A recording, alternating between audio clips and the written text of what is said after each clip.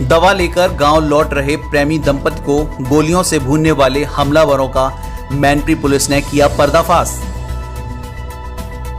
दरअसल कोतवाली क्षेत्र के ग्राम ब्रजपुर निवासी 25 वर्षीय रोहित कुमार यादव व पड़ोस के ही गांव अंगोदा नगरिया निवासी ज्योति मिश्रा एक दूसरे से बेहद प्यार मोहब्बत करते थे, जिन्होंने अपने मां बाप के विरुद्ध जाकर प्रयागराज कोर्ट में शादी कर ली थी, जिसके बाद से दोनों ही परिवार में तनातनी चल रही थी। हालांकि दोनों विवाहित प्रेमी दंपति गांव में ही रहकर अपना जीवन यापन कर रहे थे।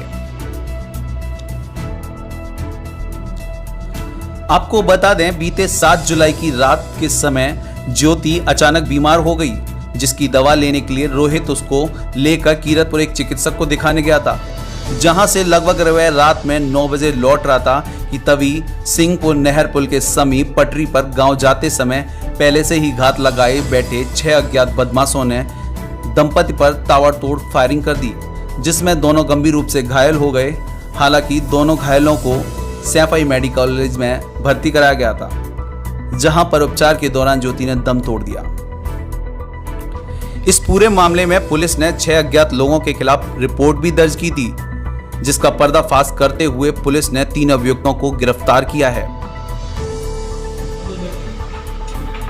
इनका नाम तो बता दें। देखिए, ये जो है इनका नाम रघुराई है, रघुराई। इनका नाम है राघवेंद्र मिश्रा, इनका नाम रघुराई मिश्रा। इन दोनों के पिताजी हैं अशोक कुमार मिश्रा, और ये हैं गुलशन मिश्रा, इनके पिताजी हैं सर्वेंद्र उर्फ ब्रजेश मिश्रा। ये सभी ठीक है। ये चचेरे भाई लगेंगे मटका के, और ये सगे भाई। ठीक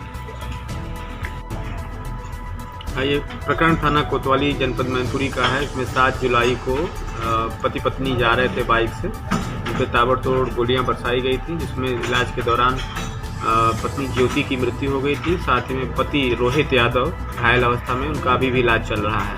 इस प्रकरण का पुलिस ने बहुत अच्छी विवेचना की, टीम लगाई गई थी, और इसमें 3 नामजद अभियुक्तों को गिरफ्तार किया गया है। और इनकी गिरफ्तारी के पश्चात इनसे एक 315 बोर का तमंचा और एक 12 बोर का तमंचा और 5 कारतूस इनके कब्जे से बरामद किए गए हैं। इन्होंने पूरी घटना का खुलासा किया।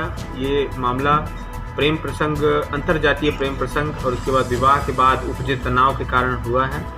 इसमें चूँकि अगल बगल के गांव के लोग रहने वाले थे और बराबर इस घटना के बाद जब ये लोग शादी कर लिए थे अंतरजातीय विवाह, तो काफ़ी तनाव और तानाकशी चल रही थी, जिसके कारण से लड़की पक्ष के जो इनके चचेरे और सगे भाई थे वो काफ़ी नाराज़ थे, और इसी का प्रतिशोध लेने के लिए इन लोगों ने इस घटना को अंजाम दिया।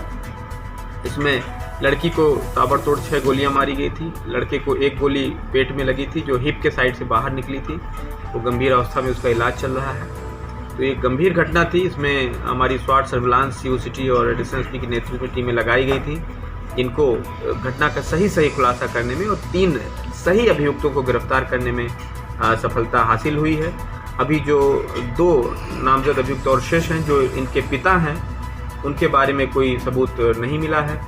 इसी तरह से एक और अभियुक्त जो नामजद है, उसकी लोकेशन पूना में पाई गई है, तो इस कारण से उसके भी खिलाफ कोई मजबूत सबूत अभी तक नहीं प्राप्त हुआ है।